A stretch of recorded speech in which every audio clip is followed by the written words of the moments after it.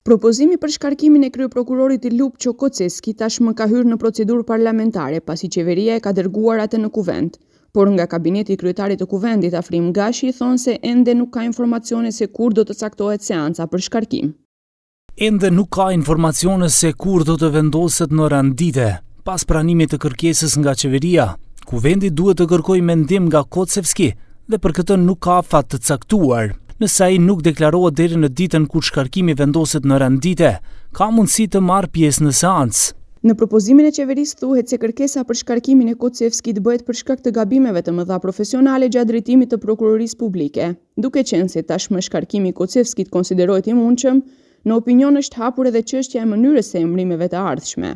Këtë javë, edhe presidentja Gordana Siljanovska-Davkova deklaroi si nevojitet një luftar i pa kompromis për respektimin e ligjeve dhe një person rezistent ndaj ndikimeve politike dhe partijake.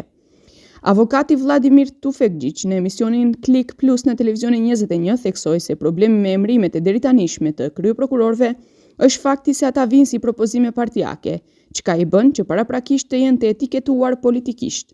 Ja своевременно предлага и тоа наиде на една дебата и расправа, се отвори расправа за това прашање, државниот јавен обвинител да го предлага председателот на државата. Зошто?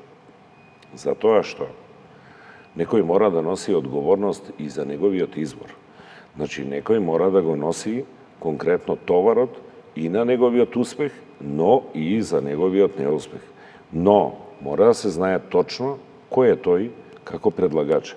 Edhe kolegu i tij avokati Elenko Milanov pajtohet se zgjedhja që vjen si propozim partijak nuk është e mirë. Не би требало да оди тоа како некоја политичка функција како што се досега одеше и навистина за мене како професионалец кој никогаш не бил на државна функција, но за државата е брука тоа што од последните 5 или 6 републички јавни обвинители, ние најмалку 4 до 5 разрешивме поради нестручност, неспособност и несоодветност. Ако биле такви, зошто ги избра? Procesi i shkarkimit të Kocevskit ka nisur që rreth 10 muaj më parë, respektivisht në shkurt të vitit 2025, por për shkak të tragjedisë në Koçan e më pas edhe për shkak të zgjedhjeve lokale, ai u shty.